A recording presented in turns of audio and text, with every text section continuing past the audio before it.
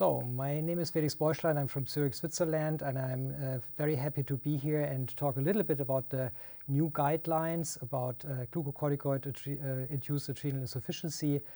And the first important part is that it's the first guideline which comes together from the European Society of Endocrinology and the Endocrine Society. And this gives me the possibility to introduce my dear colleague Tobias Else, who is representing the Endocrine Society.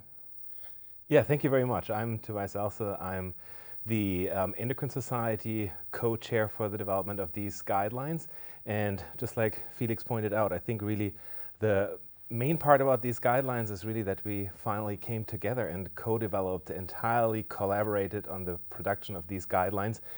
I think that's a moment which made us all very, very proud. And as the audience and our introducers in the prior session actually said, that was a quite historic moment for both of the societies. The other question is probably, what does it change for our colleagues, endocrinologists, as well as non-endocrine colleagues?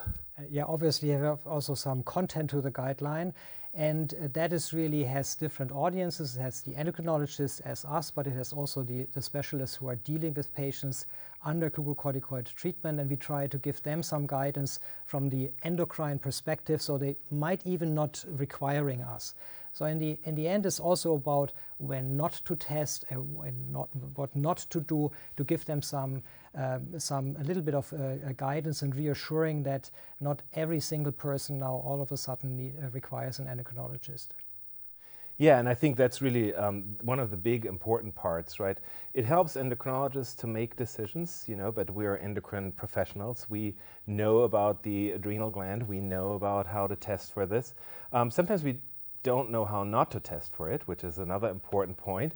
But these guidelines are also there for our endocrine colleagues to actually provide them to their non-endocrine colleagues, to their pulmonologists, rheumatologists, primary care physicians, and say, look, this is how we do things. This is how things can be done at a very cost-effective level and to the greatest patient satisfaction. And I think that's really one of the main points that we hope to achieve with these guidelines. Another good point is actually that we recognize that education is important. So we actually recommend education of physicians, education of patients by physicians, and we also provide some education material with this because that is obviously very important that patients know what kind of therapy are they exposed to, what are the risks with it. And we have traditionally only focused on some aspects of talking about risks and side effects of glucocorticoid treatment. Now we added adrenal insufficiency, and beyond that even the glucocorticoid withdrawal, which is something that endocrinologists are very familiar with, but beyond the endocrine specialties, there is not as much knowledge, I would put it, than we would like to at endocrinologists.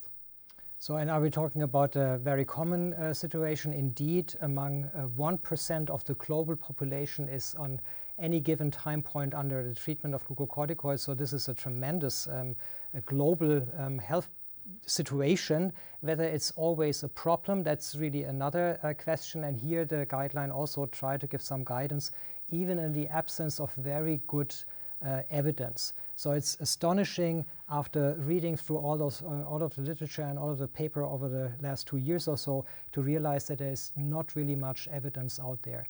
And this is going into the future, so we also addressed a number of bullet points where we would like to have increase of evidence in the future, and we can only hope that research, clinical research, basic and translational research will help into this situation in the future.